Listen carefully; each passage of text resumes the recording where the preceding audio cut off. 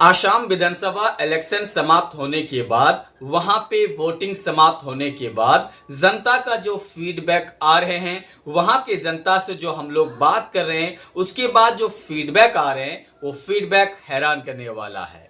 कोई भी सोच नहीं सकता कि इस बार आसाम में क्या हुआ, क्योंकि कांटे की टक्कर है। जो फीडबैक आ रहे हैं वो भी कांटे की टक्कर दिखा रहे हैं, लेकिन फिर भी फीडबैक के आधार पर कौन सरकार बना सकती है, ये बड़ी सवाल है। अगर आप जानना चाहते तो बने रहें, और अगर आप फेसबुक पे हैं तो फॉलो कीजिए, शेयर कीजिए, टेलीग्राम, और अगर आप जो है यूट्यूब पर है तो सब्सक्राइब कीजिए।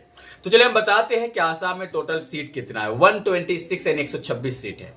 आसाम को 3 रीजन में बांटा गया। पहला रीजन अपर असम, दूसरा रीजन लोअर असम, तीसरा रीजन ब्राग वैली। अब सवाल आता है कि कहां पे कौन मजबूत है और कितनी सीट लेके आ रहे हैं। अभी जो फीडबैक आ रहे हैं, इस फीडबैक के आधार पर अपर असम में 42 सीटें, जहां पे आप देख सकते हैं कि 20 सीट भाजपा यानी बीजेपी लेकर आ सकते हैं, बीजेपी अलायंस लेकर आ सकते हैं, और इंडिया अलायंस यहाँ पे 21 सीट लेकर आ सकते हैं।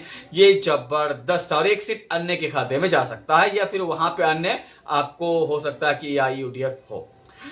लोअर असम की अगर बात करें, जहां पे 61 सीट सबसे ज्यादा सीट है, जहां पे गुवाहाटी का क्षेत्र आता है, उसके बाद धुबरी का आता है, वो इन क्षेत्र में आता है। तो अगर इनके बात करें तो यहाँ पे 61 सीट है, और 61 में से जो भाजपा है वो 25 सीट लेकर आ रहे हैं। कितना? 25 सीट। और कांग्रेस यहाँ पे 30 सीट लेकर आ रहे हैं। यही एक थोड़ा मार्जिन है।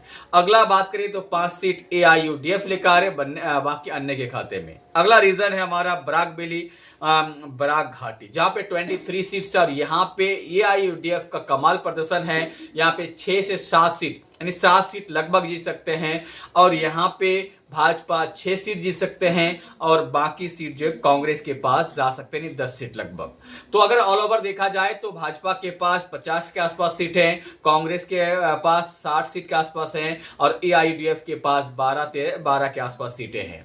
तो किसी के पास बहुमत नहीं।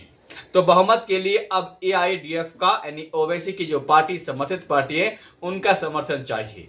आप खुद अनुमान लगा लीजिए, अंदाजा लगा लीजिए कि AIUDF, ओवैसी के संगठन और अजमल भाई का जो संगठन है वो किसकी तरफ जाएंगे। आप मुझे कमेंट कीजिए। जिसके भी समर्थन में जाएंगे सरकार उसी के है। अनुमान ज्यादा है कि कांग्रेस की तरफ जा सकता है, तो हो सकता है कि कांग्रेस की सरकार बनने में सुटेबल हो, भाजपा में थोड़ा सा पॉसिबल ना हो। बाकी आपको क्या लगता है मुझे कमेंट